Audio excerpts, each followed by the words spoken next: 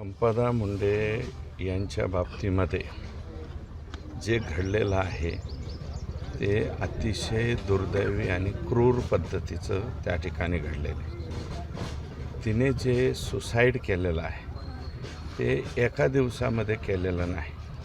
तिला हा जाच फेब्रुवारी-मार्च महिन्यापासून सुरू झालेला आहे आणि दोन जरी तो बदने आणि बनकर या दोघांची जरी नाव फक्त तिच्या हातावरती असली, परंतु चौकशी समितीसमोर दिलेला जो जबाब आहे आणि त्याच्यामध्ये 19/6 एक माहितीच्या अधिकारामध्ये तिने जो अर्ज केलेला आहे त्याच्यामध्ये बरेच पाटील, जायपत्रे, बदने यांची नावं घेतलेली आहे.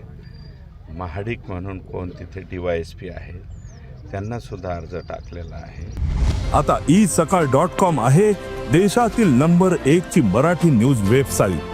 प्रत्येक अपडेटसाठी isakal.com ला नक्की भेट द्या. जर ह्या तक्रारीची वेळीच दखल या सर्व लोकांनी घेतली असती तर मला असं वाटतं की हा दिवस आम्हाला पाहायची पाळी आलेली नसती. आणि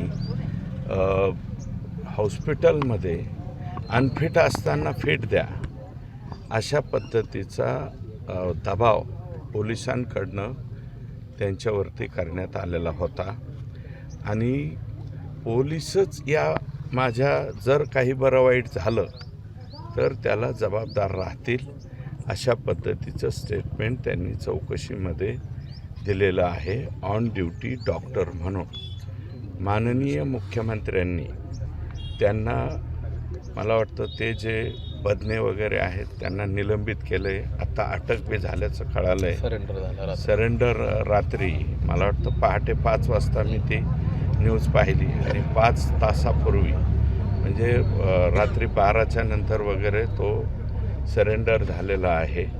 आणि त्या हॉस्पिटलमध्ये जाऊन व्हील चेअरवरती बसून डॉक्टरांना धमक्या देणे, अनफिटचं फिट सर्टिफिकेट द्या म्हणणे, अशा पद्धतीची गैरकृत्य करत तो होता. आणि तिथल्या PIला सांगितलेलं आहे, DYSPला सांगितलेलं आहे, कदाचित मला वाटतं तिथल्या SP सुद्धा डॉक्टर संपदा मुंडेंनी तक्रार केलेली आहे. आता याच्यामध्ये आम्ही लवकरात लवकर उद्याच्याला मुख्यमंत्री महोदयांकडे जाऊन याच्यामध्ये IPS दर्जाच्या महिला अधिकाऱ्याची नियुक्ती करून SIT स्थापन करून या संपूर्ण प्रकरणाची चौकशी करावी. आणि बनकर आणि बदने सोडता इतर ज्या वेळेस म्हणजे जूनमध्ये पत्र दिलेलं आहे, जुलैमध्ये पत्र दिलेलं आहे, ऑगस्टमध्ये पत्र दिलेलं आहे, 3 वेळा पत्र देऊनसुद्धा आणि एक कंत्राटी डॉक्टर आहे आणि एका कंत्राटी डॉक्टरला एका वर्षामध्ये किती वेळा फक्त पोस्टमॉर्टमची ड्युटी द्यायची ह्याचंही काही नियमावली असेल ना. बाकीच्या कोणत्याही डॉक्टरला ती ड्युटी दिलेली नाही, फक्त संपदालाच ती ड्युटी सतत का दिली जात होती. आणि आमच्या जिल्ह्यातले आरोपी म्हणता येणार नाही त्याला, पण आमचा ऊसतोडीचा धंदा आहे. मुकादमकी ही आमच्या 5वीलाच पुजलेली आहे.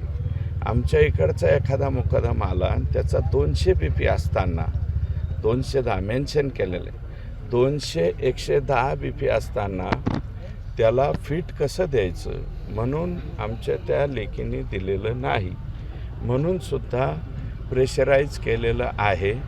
तेव्हा मी विनंती करणार आहे की या प्रकारामध्ये हे बनकर आणि बदने सोडता जे म्हणून ज्यांच्याकडं तक्रार केली, ज्यांनी त्या तक्रारीकडं पूर्णपणे दुर्लक्ष केलेलं आहे, मग तिथले DYSP असतील, ते धुमाळ जे आहेत, तुम्ही पाहिलं का धुमाळ किती निर्विकारपणे बोलत आहेत. त्यांची बाईट पाहिली, मी आज पहाटे पाहिली.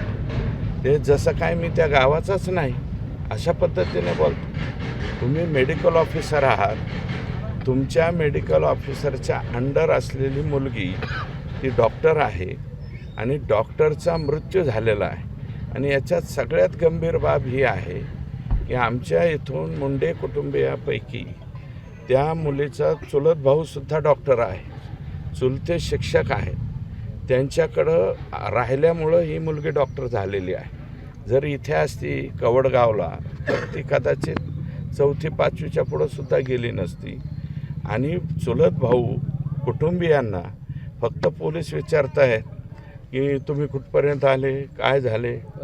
मग हॉटेलच्या खोलीमध्ये जर तिने सुसाईड केलेलं होतं तर ती हँगिंग असताना तिचे जे व्हिडिओ वगैरे काढलेले आहेत किंवा फोटो काढलेले अद्यापही त्यांच्या कुटुंबियांना त्या बाबतीत काही दाखवलं गेलेलं नाही. आणि मग जर सुसाईड झाल्याच्या नंतर कुटुंबियाला कळवल्याच्या नंतर हँगिंग असलेली मुलगी कोणत्या अधिकारामध्ये खाली उतरवली. आम्हाला डायरेक्ट PM रिपोर्टमध्ये म्हणजे PM रूममध्ये नेल्याच्या नंतर तिथं दाखवलं जातं. याच्यामुळं हे सगळं संशयास्पद आहे. आणि जर ती एवढी निर्भीड होती, यंत्रणेशी लढत होती, तर अशी मुलगी मुळात सुसाईडच करेल का, हा सुद्धा याच्यामध्ये मुद्दा उपस्थित होतो. म्हणून या संपूर्ण प्रकाराची निष्पक्ष चौकशी झाली पाहिजे. माननीय मुख्यमंत्री हे संवेदनशील आहेत. आम्हाला माहिती आहे की ते 100% न्याय देतील. परंतु न्याय देत असताना सातारा पोलिसांच्या बाबतीमध्ये आमच्या सगळ्या लोकांचं मत या ठिकाणी, कारण एक नाही दोन नाही, सर्वच्या सर्व अधिकारी त्या ठिकाणी संपदाशी चुकीचं वागलेले आहेत. म्हणून सातारा पोलिसांच्या तपासावरती सुद्धा आम्हाला या ठिकाणी त्यांच्या कुटुंबियांना भेट घेतल्याच्या नंतर ऑब्जेक्शन या ठिकाणी येतं आहे. म्हणून IPS आणि लेडी महिला कर्मचाऱ्याच्या अध्यक्षतेखाली SIT स्थापन करून मुख्यमंत्र्यांनी त्याची लवकरात लवकर SIT गठीत करावी अशा प्रकारची विनंती मुख्यमंत्री महोदयांना उद्याच्याला जाऊन करणार आहे. देश विदेशातील प्रत्येक घडामोडींचे लाईव्ह अपडेट मिळवण्यासाठी आता साम टीव्हीच्या सर्व सोशल मीडिया प्लॅटफॉर्मला लाईक, फॉलो आणि सबस्क्राईब करा. तसंच सर्व नोटिफिकेशनसाठी बेल आयकॉन प्रेस करायला विसरू नका.